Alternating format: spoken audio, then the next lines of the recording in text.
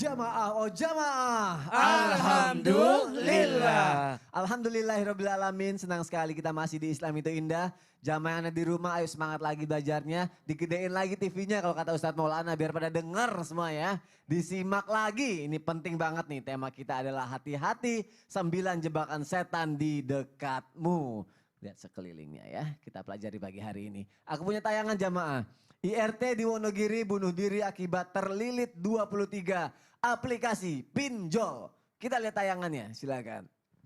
Insiden itu terjadi di Desa Salomarto, Giriwoyo, Wonogiri, Jawa Tengah pada Sabtu 2 Oktober 2021 lalu, segera pukul 4 waktu Indonesia Barat. Setelah diselidiki, Barreskrim Polri kemudian menangkap pelaku yang membuat WPS mengakhiri hidup. Dirtipidakso Barreskrim Brigjen Helmi Santika menyatakan pendana pinjol ilegal tersebut berinisial JS. Dikutip dari Tribunnews.com Sabtu 23 Oktober 2021, JS merupakan warga negara asing asal Tiongkok. Helmi menjelaskan JS diduga mengelola sejumlah aplikasi pinjol ilegal yang beroperasi di Indonesia. Beberapa aplikasi pinjol ilegal tersebut bernama Fulus Mujur hingga Pinjaman Nasional. Menurut Helmi, WPS nekat bunuh diri lantaran diduga diteror oleh pinjol ilegal. Dari tangan JS, polisi menyita sejumlah barang bukti berupa ponsel, ratusan akte pendirian KSP, ratusan stempel KSP, 2 unit CPU, dan puluhan NPWP Koperasi Simpan Pinjam. Pinjol, pinjaman online.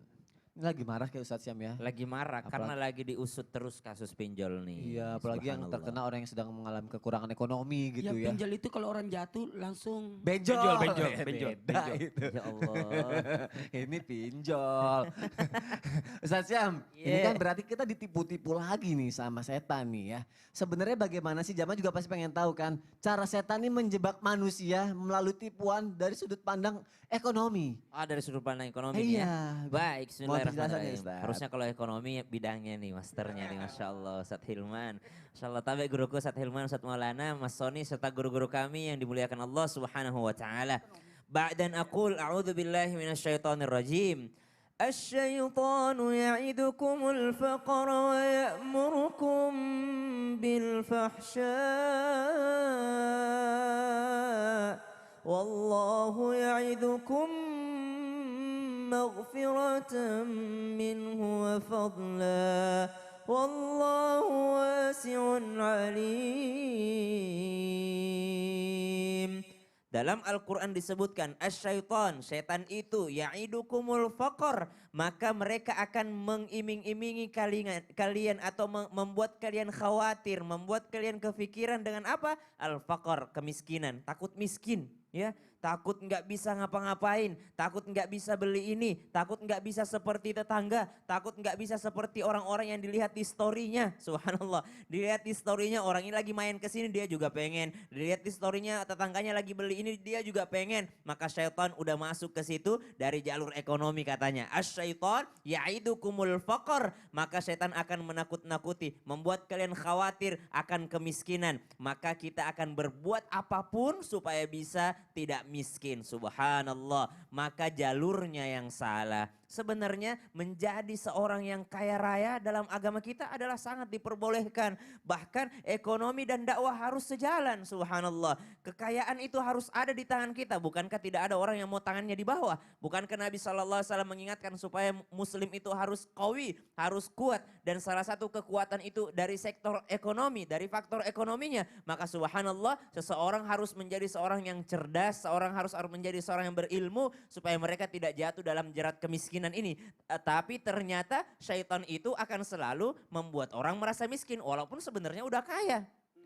Walaupun sebenarnya udah kaya, tetap bisikan syaitan membuat mereka merasa miskin. Sudah punya ini, pengen yang ini, punya ini, pengen yang ini, dan tidak akan pernah habisnya. Maka godaan syaitan selanjutnya yang insya Allah dibahas menjadi jebakan syaitan juga disebutkan oleh tim kreatif kita akan membahas yang namanya talbis. Apa itu talbis? Sering kita dengar talbis iblis. Apa itu talbis? Dalam Al-Quran disebutkan begini. Ba'dan aqul a'udzu billahi minasyaitonir rajim. Wala talbisul haqqa bil batil. Jangan kau campur adukan. Kamuflase lagi nih. Kalau tadi di Kamuflase segmen lagi. awal ada kamuflase, Ya. yang ini ada kamuflase lagi. La talbisul haqqa bil batil. Jangan kau campur adukkan antara yang hak dengan yang batil. Niatnya nyumbang, niatnya mesantrenin anak. Tapi uang yang dikirimkan daripada uang yang haram. Ya Allah. Niatnya daripada kebaikan, saling mengingatkan tahajud. Tapi hubungannya hubungan yang haram. Subhanallah. Ngerti nggak? Gimana tuh? Pacaran syar'i Oh istilahnya. ya Allah. Katanya pacaran syar'i aja Astagfirullahaladzim. kita. Nauzubillah. Gimana Ya, tuh kalau benar-benar. pacaran syar'i? Kalau pacaran tidak syar'i kan panggilnya ayah bunda. Kalau kita panggilnya abi ummi. Yo, biar kelihatan syar'i ya. Jadi dia daripada keburukan tapi dia menghiasinya atau talbis atau berkamuflase menjadi kebaikan. Naudzubillah min Ya, dzalik. ya lebih syari lagi. Apa itu, Ustaz? Kalau panggilannya almarhum. Diganti aja loh. Itu syar'inya bikin deg-degan ya. Ya ampun. Terima kasih Ustaz Syah untuk penjelasannya. Kita lanjut.